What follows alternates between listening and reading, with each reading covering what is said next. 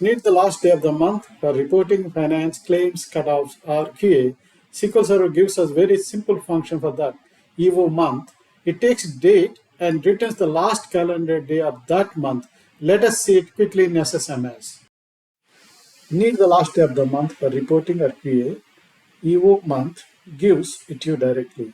Here are few invoice dates across different months, including February 2028. EOMONTH returns the last day of the month for each date. Notice January becomes Jan 31st and February becomes February 28th. And for February 2028, SQL Server correctly returns February 29 automatically. The optional second argument shifts the month. Passing one returns the end of the next month.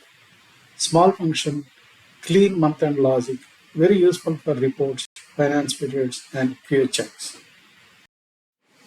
The takeaway is simple. EOMONTH update returns the end of the current month, and EOMONTH update, comma 1 returns the end of the next month. One professional caution: if you are filtering an entire reporting month, use date range rather than checking only for the month end equality. Assuming your report month variable is the first day of the month, filter from that date up to, but not including the first day of the next month.